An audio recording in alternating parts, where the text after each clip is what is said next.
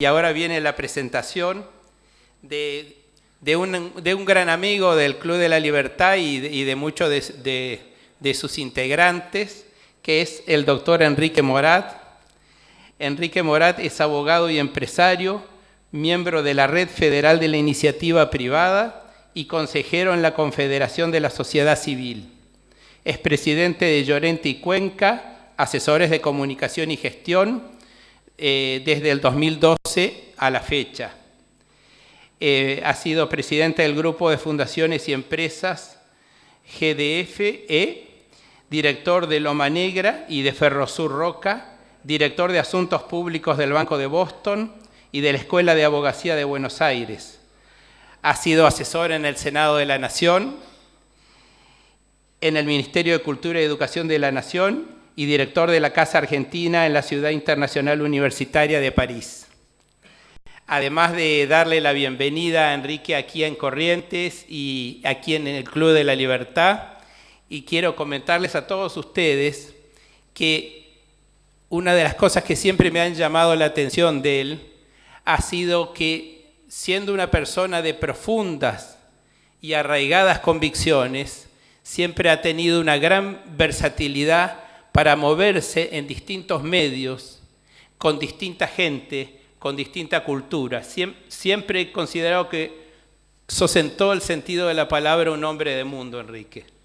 Y eso es muy importante. Y no sé quién ha sido el que te ha designado o elegido coordinador para esta red de la iniciativa privada, pero creo que quien lo haya hecho o quienes lo hayan hecho, sin lugar a duda, han hecho una elección muy certera.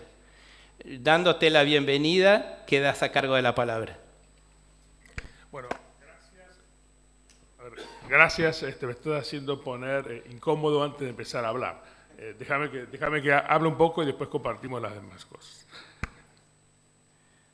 Sí.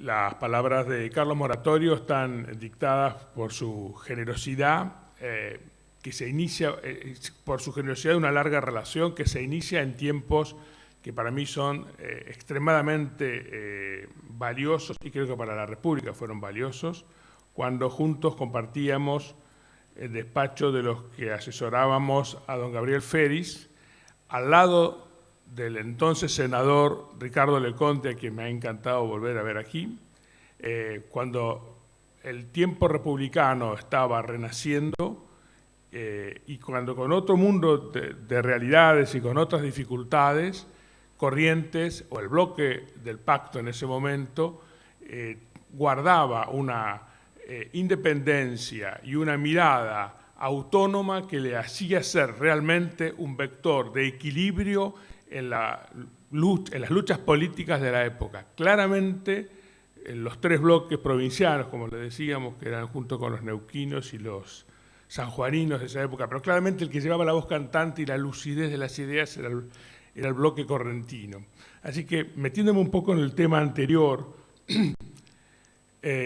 yo creo que hay algo más que se puede decir de Corrientes, y lo voy a decir como bisnieto de un correntino que no ha dormido en esta provincia más allá de 10 días o 15 en los más de 60 años que llevo vivos. Es decir, yo no soy correntino, lo fue mi bisabuelo, y él se fue de la provincia y ya nunca más volvimos. Sin embargo, siempre hubo una vinculación con Corrientes. Corrientes ha sido semilla y cuna de naciones y de personas. El más grande hombre argentino del siglo XIX es José de San Martín, y José de San Martín es correntino. Uno de los más grandes hombres, para mí el más grande hombre del siglo XX, Arturo Frondizi, era correntino.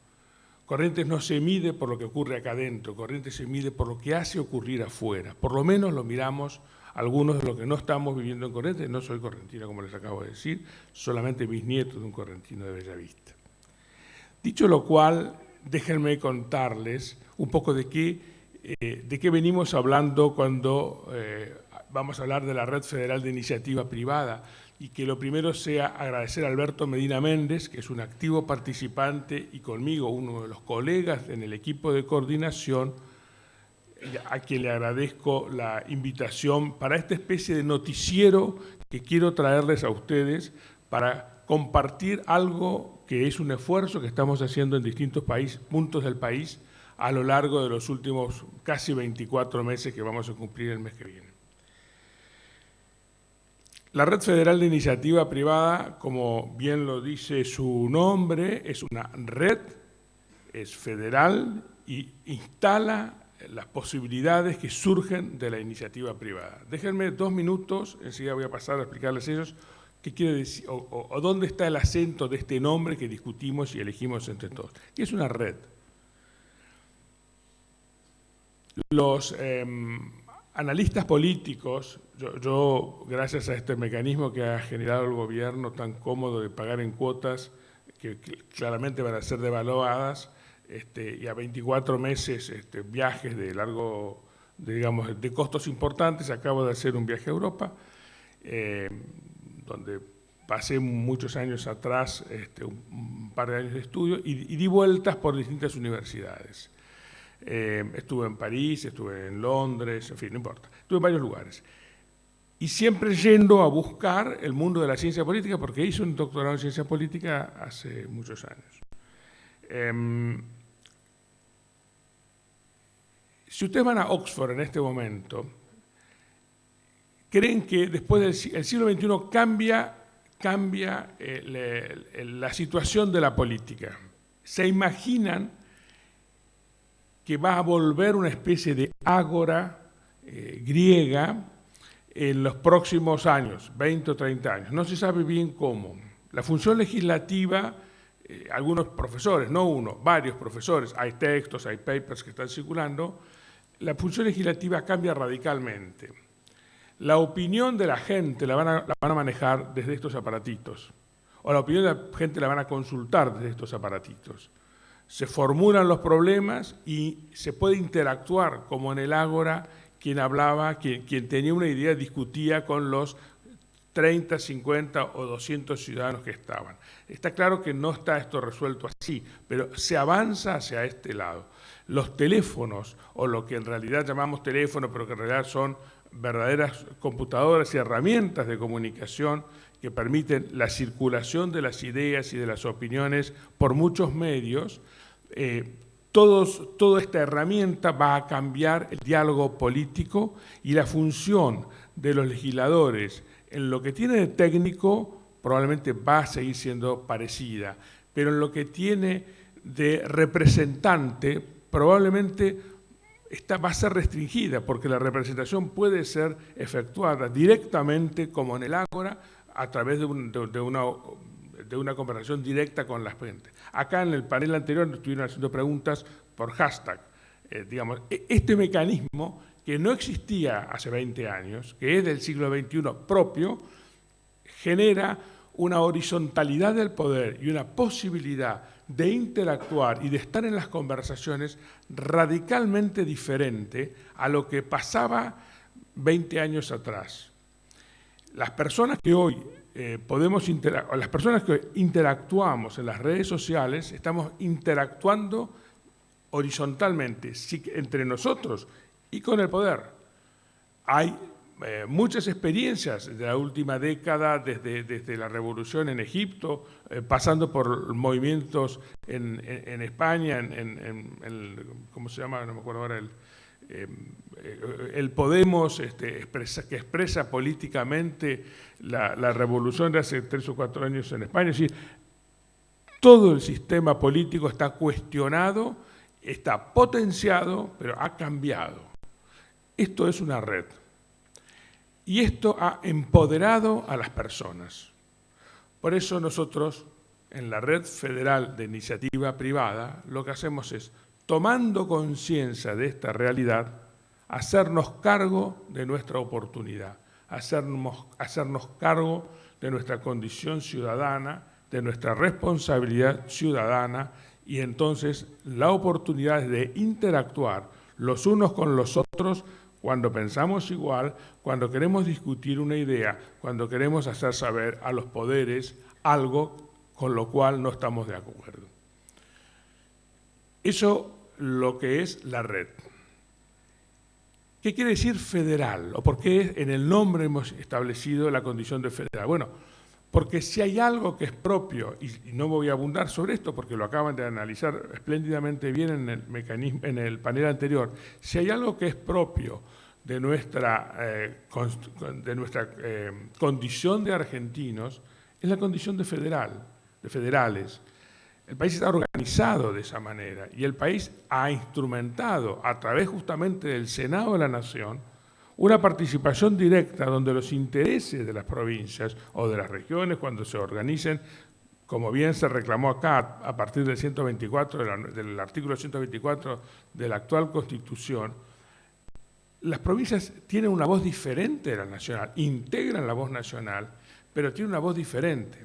Y si miramos de nuevo, así como miramos el tema de las redes a partir del siglo XXI, y si miramos la historia después del siglo XXI, las provincias han estado ausentes de la decisión argentina. Nunca hubo menos federalismo que en estos últimos, en los 15 años que van desde el 2000 para acá. Hay una especie de silencio de los intereses locales y hay una absoluta subordinación de los poderes locales al mandato del partido mayoritario que gobierna desde Buenos Aires, que ni siquiera es porteño. Déjenme decirles, yo soy porteño, yo no me siento representado por el partido centralista, por el modo centralizado en el cual ejerce el gobierno un provinciano que se alzó con los poderes, un provinciano que ganó desde los poderes.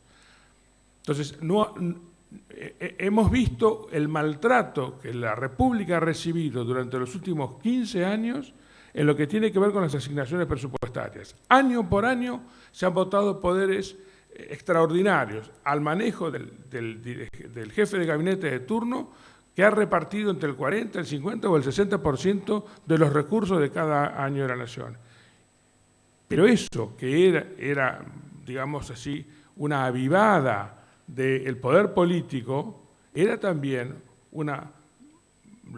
mido un poco lo que digo, era una dolorosa y vergonzosa silencio de los senadores provinciales.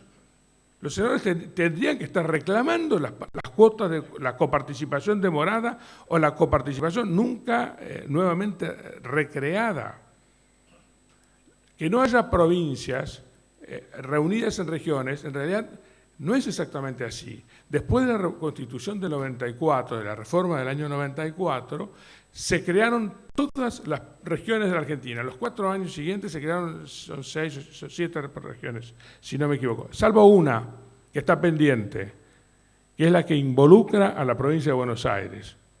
Porque esa región llevaba por detrás el pensamiento de un profesor de Derecho Constitucional provinciano, Pedro J. Frías, que ha muerto hace algunos años, y que suponía que la provincia de Buenos Aires era un anacronismo en el modo en el cual estaba organizada, y que debía de fraccionarse en 4 provincias, y que esas 4 provincias más la capital federal constituía lo que iba a ser la región bonaerense. Como la provincia de Buenos Aires, que tenía mucho poder político, recuerden, estoy hablando del año 2001 más o menos, como la provincia de Buenos Aires, que adquirió mucho poder político, no le interesaba dividirse, bloqueó todos los desarrollos de las distintas provincias, de las distintas regiones. Y la verdad es que llevamos 15 años de avasallamiento del federalismo desde el punto de vista del poder central, desde el partido dominante, y silencio absoluto de la anormalidad institucional de la situación de la provincia de Buenos Aires. Ahora hay algún candidato que está hablando de este tema de vuelta, con alguna modalidad, si hay que dividirla en 3 o hay que dividirla en 4. Yo confío que en los próximos años vuelva a ser un tema de debate y reverdezca el sentido federal de la Argentina. La horizontalidad del poder que estamos hablando genera una oportunidad de federalismo. La horizontalidad que traen los medios, las redes sociales, genera una oportunidad. Bueno, entonces, red federal y de iniciativa privada, porque hay empoderamiento para nosotros de nuevo. La Argentina no se hizo desde el Estado, la Argentina la hicimos las personas, a veces agrupadas en las ligas, y construíamos el hospital francés, o el italiano, el español, el gallego, el de la Zurra. Es decir, buena parte de las obras sociales que en cada ciudad o cada pueblo de la historia argentina, de la geografía argentina, del norte al sur y del este al oeste, reconocen iniciativas privadas, de lo que ahora llamamos una ONG, la Asociación Libanesa, el Museo Sefardí, todo está hecho por las personas. El Estado, cuando puede, regula, cuando puede, acompaña, cuando puede, amplía y supletoriamente hace los demás. Pero ha sido la mano, la mano libre de los argentinos, la mano libre de los argentinos reunidos bajo una condición o bajo otra condición, la que ha ido construyendo lo mejor de la educación, de la salud, de la asistencia de los mayores a todo lo largo del territorio nacional. Entonces, Red Federal de Iniciativa Privada no es nada más que el conjunto, hasta ahora, de algo más de 60 personas, y que aspiramos a ser 100 a fin de año y 500 el año que viene, miles, todos los que se fuera, que vamos a ejercer nuestros derechos ciudadanos, nuestra responsabilidad y crear el cambio cultural en donde nosotros somos los responsables de aquello en lo cual creemos y de aquello en lo cual pensamos que conviene que ocurra. Vamos a participar de las conversaciones de la sociedad civil y vamos a haciéndonos cargo de nuestro rol y vamos a discutir y sostener nuestras ideas, abiertos al diálogo y al cambio de ideas con todos, corrigiendo, cambiando, modificando, mejorando. Las cosas están cambiando radicalmente. Traje un texto que estaba en la lista de los 5 o 6 bestsellers en Georgetown, una de las universidades claramente más interesantes desde el punto de vista de la ciencia política. Se llama El fin del poder. Es de un venezolano, está editado en Buenos Aires este libro, se llama Moisés Naim. Ahora fíjense, este hombre daba una conferencia ese día y yo lo escuché. Fíjense, el fin del poder se refiere a las grandes empresas que se hunden y que cambian. Hablaba de Merrill Lynch, hablaba de... Las empresas cambian, no son eternas en el tiempo. Ni empresas cuyos activos o cuya rentabilidad, cualquiera sea el enfoque que yo quiera mirar, muchas veces superan, no muchas, superan a más de la mitad de las naciones. Es decir, más de la mitad de las naciones del mundo son más chicas que una empresa como las que están cambiando, ¿no? O desapareciendo. El poder que naturalmente estuvo asociado al poder militar, al ejército, a la fuerza, cada vez es más irrelevante para mantener las ideas políticas. Los militares son derrotados. La potencia más grande, la guerra más grande del siglo XX, que fue la Guerra Fría, el enfrentamiento entre el mundo de la libertad de un lado y el mundo que manejaba la Unión Soviética del otro, se resolvió sin tirar un tiro más. Había por detrás 100 millones de muertos a lo largo del siglo, pero se resolvió sin tirar un tiro más en un confronte que fue de naturaleza multilateral, pero específicamente fue comercial y de presupuesto y de amenaza bélica. Pero no llegamos, felizmente no llegamos al mundo de la guerra. Agrega al autor, que es este venezolano, es un venezolano que está en el ostracismo, claramente fue ministro en el inicio del gobierno de Chávez y ahora ya está fuera del país. Papas que renuncian, cuando lo dice, si había alguna autoridad en el mundo que parecía que no tenía posibilidad de modificar, cuando él escribe el libro un año o 2 años atrás, hasta el Papa renuncia, dice él. Entonces dice, ¿cómo es el poder? Hay que repensar las relaciones de poder. Esto es lo que nosotros hacemos en la Red Federal y yo los invito a que vean. Déjenme pasar rápidamente, esta presentación va a quedar acá, así que ustedes las pueden disponer, el que tiene ganas de acceder a ella. Y por cierto, a través de Alberto Medina Méndez y del Club de la Libertad está todo el material que está en construcción y que está siendo ampliado disponible. Bueno, ahí ustedes tienen lo que somos lo que les acabo de decir, somos una red de personas que actuamos en sociedades, pero en tanto que miembros de la Red Federal somos personas, de modo que no vamos a comprometer a nuestras obligaciones ni necesitamos participar de los mecanismos que cada una de las organizaciones tiene y que a veces reclaman ciertas mayorías o situaciones para poder hablar. Nosotros hablamos a título personal cuando queremos y lo que pensamos. ¿Qué trabajamos o qué miramos lo esencial? ¿Qué es lo que nos une? Nos une lo esencial. ¿Qué es lo esencial? Acá tenemos 10 puntos que vamos a decir, pero yo les voy al último. Es la Constitución. ¿Qué es lo que nos une? Lo que dice la Constitución. ¿Qué es lo que nos une? Lo que postura la Constitución, lo que permite la Constitución, lo que regula la Constitución y las leyes que se dictan en su ejercicio. ¿Cuál es el cuadro en el cual se puede trabajar en nuestro país? Es la Constitución. Eso es lo único esencial, no mutable. Eso es lo único inmutable de nuestra mirada o de nuestra actividad. Déjenme ir un minuto para atrás. Yo les digo, la opinión pública, que es la opinión que constituye el acervo con el cual después tomamos las decisiones políticas, tiene en nuestra sociedad, está mediada en la última década o en los últimos 15 años por lo que se llama el relato. No es el relato argentino. Relato es una manera de explicar en el mundo de la comunicación, es una manera de explicar en el mundo de la comunicación los componentes que están presentes a la hora de la decisión. Esta es una tesis de un autor español y esto es lo que se ha impuesto y es lo que está siguiendo el gobierno argentino.